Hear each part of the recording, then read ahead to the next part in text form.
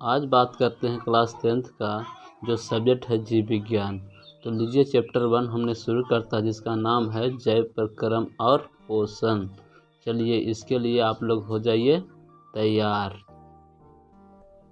बच्चों सिलेबस पढ़ने से पहले हम लोग को ये पता होना ज़रूरी रहता है कि विज्ञान क्या है, क्योंकि हम लोग विज्ञान का पाठ पढ़ रहे हैं बायोलॉजी और उसका ज्ञान नहीं रहेगा तो ठीक बात नहीं है।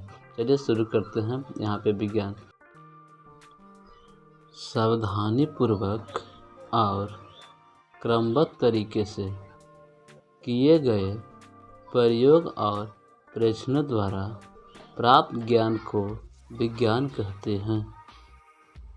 जीव विज्ञान का भी डिफिनेशन लगभग क्लियर कर लीजिए बच्चों, यानी एक प्रश्न यहाँ पर बन जाता है जीव विज्ञान क्या है।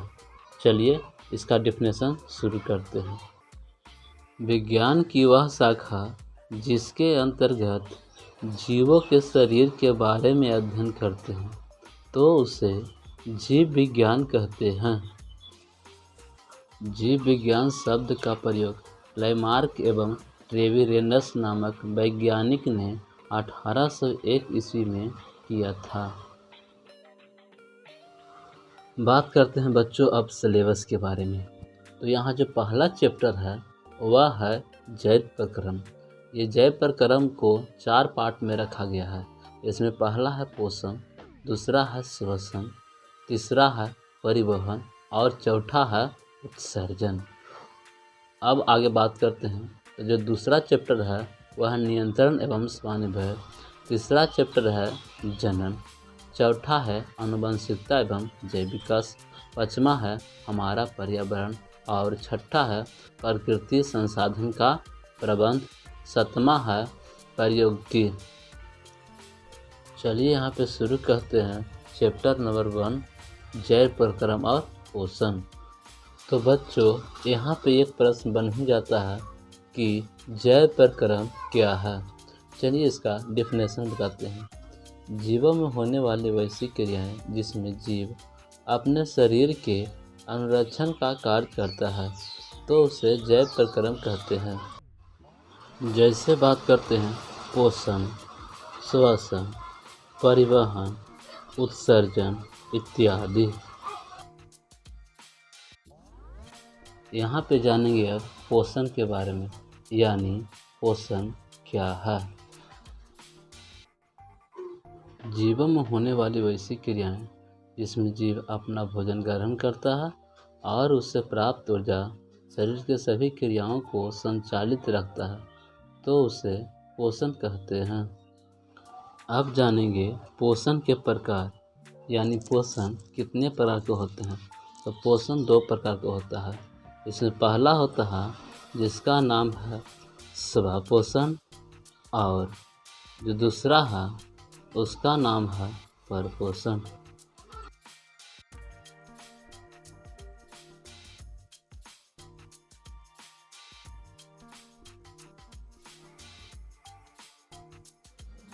अब जानेंगे पहला के बारे में, यानी स्वपोषण किसे कहते हैं। वैसा पोषण जिसमें जीव अपना भोजन स्वयं प्रकाश संश्लेषण द्वारा प्राप्त कर लेता है तो उसे स्वपोषण कहते हैं।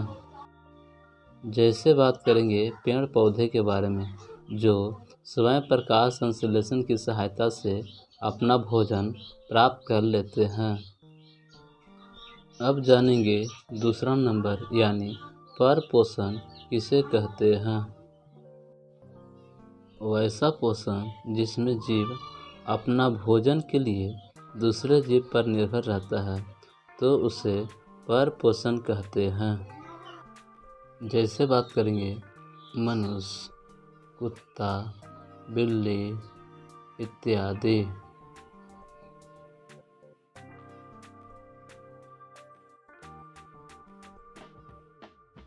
अब जानेंगे परपोषण के प्रकार, यानी परपोषण 3 प्रकार के होते हैं। इसमें पहला है प्राणी संपोषण, दूसरा है परजीवी पोषण और तीसरा है मृत जीव पोषण। अब बात करते हैं पहला जो है प्राणी संपोषण, यानी प्राणी संपोषण किसे कहते हैं। वैसा पोषण जिसमें जीव अपना भोजन ठोस या तरल रूप में ग्रहण करता है तो उसे प्राणी पोषण कहते हैं, जैसे मनुष्य, कुत्ता, बिल्ली। आगे बात करेंगे परजीवी पोषण किसे कहते हैं।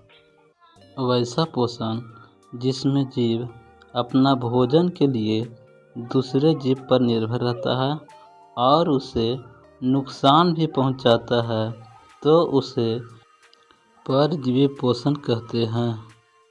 जैसे बात करेंगे यहाँ पे मच्छर, जोंक, खटमल इत्यादि को। अब बात करते हैं मृत जीव पोषण के बारे में, यानी मृत जीव पोषण किसे कहते हैं। वैसा पोषण जिसमें जीव अपने भोजन सड़े गले पदार्थों या मृत जीवों पर निर्भर करता है तो उसे मृत जीव पोषण कहते हैं। जैसे में होंगे जीवाणु, कवक इत्यादि। एक प्रश्न बार बार पूछा जाता है, प्रकाश संश्लेषण के लिए कार्बन डाइऑक्साइड आवश्यक होता है कैसे। चलिए इसका उत्तर जानते हैं। इसे साबित करने के लिए सर्वप्रथम गमले में लगे एक पौधे को लेते हैं जिसे 24 से 48 घंटे के लिए अंधेरे कमरे में रखा जाता है, जिसके कारण पत्तियों में संचित स्टार्च समाप्त हो जाती है। इसके बाद किसी एक पत्ती को पोटेशियम हाइड्रोक्साइड लिए एक पॉलीथीन में डालकर उसका मुंह बंद कर दिया जाता है। अब इस पौधे को 7 से 8 घंटे के लिए सूर्य के प्रकाश में रखा जाता है। इसके बाद पॉलीथीन वाली पत्ती को तोड़कर जब आयोडीन वाली घोल में डालते हैं तो पत्ती में कोई रंग परिवर्तन नहीं होता है, लेकिन किसी अन्य पत्ती को इसमें डालने पर पत्ती का रंग नीला हो जाता है। इसका कारण यह है कि पॉलीथीन वाली पत्ती को कार्बन डाइऑक्साइड नहीं मिलने के कारण यह प्रकाश संश्लेषण नहीं करता है। अतः इससे साबित होता है कि प्रकाश संश्लेषण के लिए कार्बन डाइऑक्साइड आवश्यक होता है। अगला प्रश्न है, प्रकाश संश्लेषण के लिए क्लोरोफिल आवश्यक होता है कैसे। चलिए इसका आंसर भी जान लेते हैं। इसे साबित करने के लिए एक क्रोटन की पत्ती के हरे चिट्टेदार भाग को पेन की सहायता से निशान लगा दिया जाता है। इस पत्ती को अल्कोहल से भरे परखनली में डालकर इसे जल ऊष्मक के द्वारा गर्म किया जाता है। इससे पत्ती में उपस्थित क्लोरोफिल अल्कोहल में घुलने के कारण अल्कोहल का रंग हरा हो जाता है तथा पत्ती रंगहीन हो जाती है। इस पत्ती को बाहर निकालकर जल से धोने के बाद आयोडीन के घोल में डालते हैं तो पत्ती का निशान लगाया हुआ भाग नीला हो जाता है। इसका कारण यह है कि निशान लगाए गए भाग में क्लोरोफिल के उपस्थिति के कारण प्रकाश संश्लेषण की क्रिया होती है। अतः इससे यह साबित होता है कि प्रकाश संश्लेषण के लिए क्लोरोफिल आवश्यक होता है। अगला प्रश्न, पत्तियों को प्रकाश संश्लेषी अंग कहा जाता है क्यों।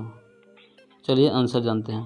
प्रकाश संश्लेषण की क्रिया शुरू से अंत तक क्लोरोप्लास्ट में ही होती है। क्लोरोप्लास्ट में क्लोरोफिल वर्णक पाए जाते हैं।